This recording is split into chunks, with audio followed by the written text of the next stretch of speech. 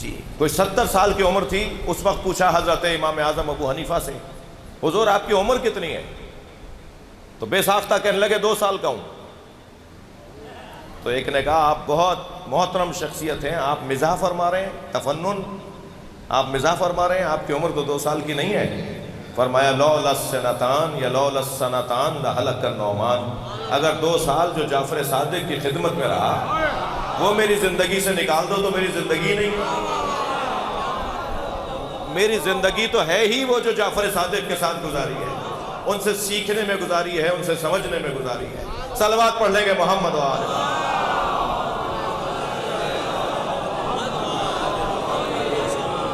جی عزیزان گرامی، وہ امام معصوم جن کی زندگی کے حسین پہلو، جنہوں نے علوم مختلفہ تخصصی علوم کا اظہار اور اعلان کیا۔ جی فلسفہ یعنی علم کلام،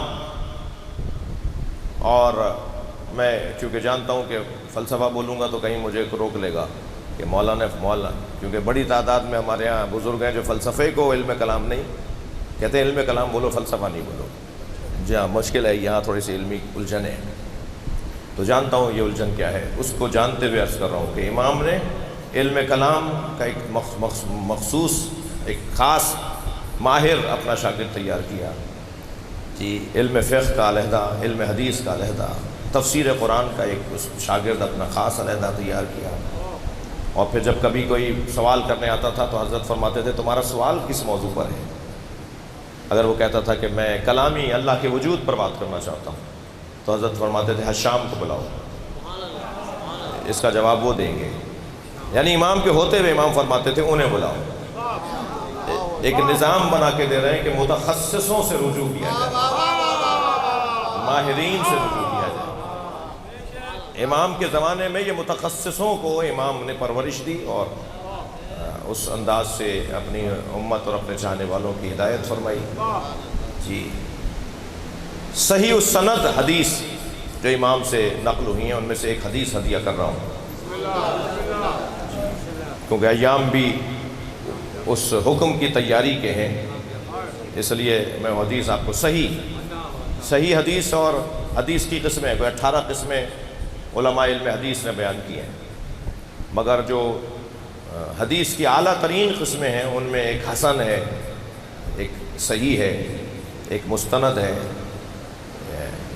اور پھر اس کے بعد ہے موثق ہے، منقول ہے، معنعن ہے، جی مرفوع۔ ان تمام حدیثوں سے کچھ نہ کچھ تو استفادہ ہوتا ہی ہے، ایسا نہیں ہے کہ حدیث کی جو قسمیں ان سے بالکل ہی استفادہ نہیں ہوتا۔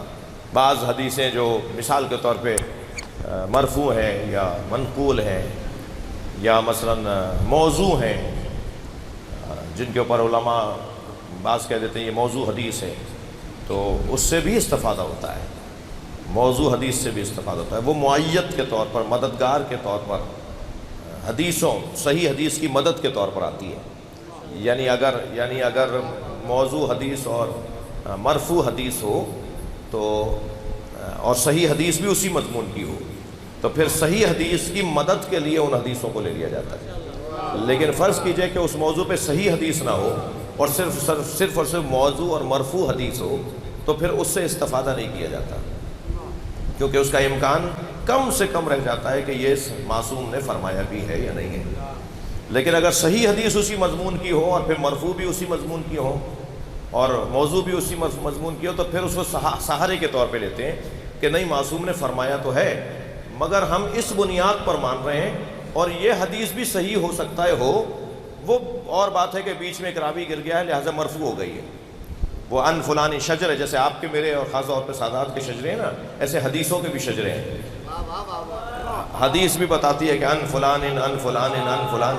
اب بھائی بچوں کو تو مجھے سمجھانا نا، تو میں تو آسان کر کے بات کروں گا۔ ایک صلوات پڑھے ذرا محمد و آل محمد۔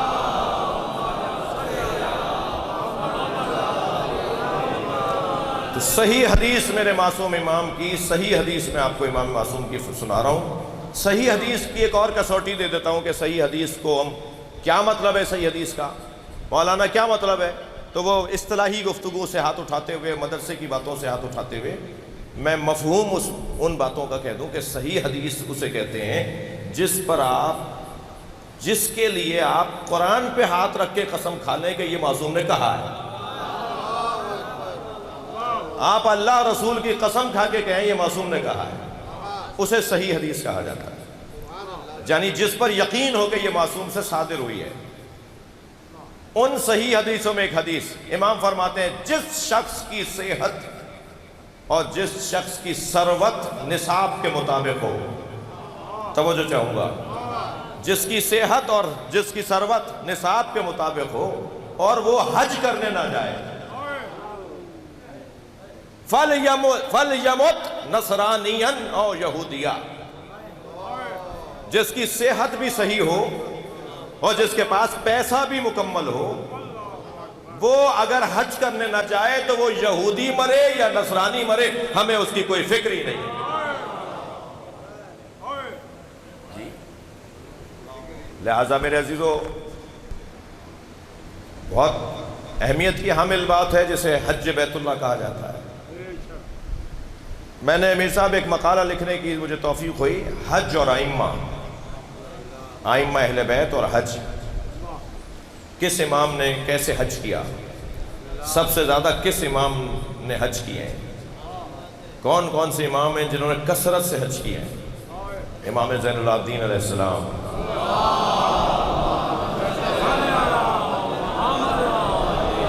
امام حسن مجتبی علیہ السلام،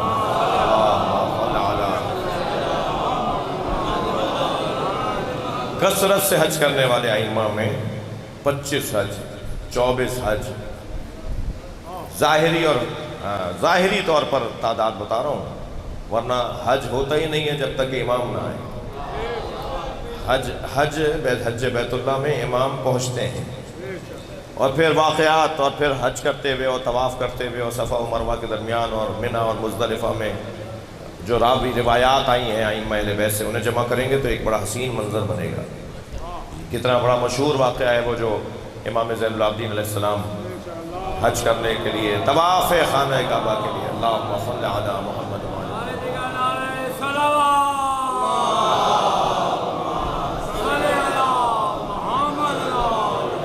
تشریف فرما ہے. حضرت سے پہلے حشام وہاں پر طواف خانہ کعبہ میں مصروف ہے، مگر اسے اتنے دھکے لگے، اتنی کوہنیاں چبھیں کہ وہ طواف سے باہر نکل آیا، مطاف سے باہر آ گیا. اسے رستہ نہیں مل رہا تھا، اتنا مجمع تھا. باہر آ کے کھڑا ہو گیا. کچھ مہمان بھی، سرکاری مہمان بھی آئے ہوئے تھے، گورنر مکہ ہے، اور خاموش کھڑا ہو گیا کہ کسی طرح رش کم ہو تو پھر طواف کرنے آگے بڑھیں. اسی اثنا میں امام زین العابدین علیہ السلام آئے،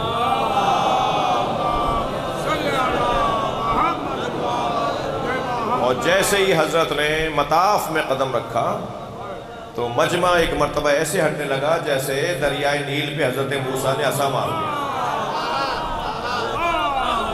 رستہ بناتے چلے گئے اور امام مطاف میں آئے. آپ نے مکمل طواف کیا، اور طواف جب کر رہے تھے تو وہاں کھڑے ایک مہمان نے گورنر سے پوچھا کہ یہ کون ہے؟ گورنر کو تو جگہ نہیں ملی، یہ بالکل سادہ سی ایک شخصیت ہے جن کو رستہ مل رہا ہے، لوگ ان کا احترام کر رہے ہیں.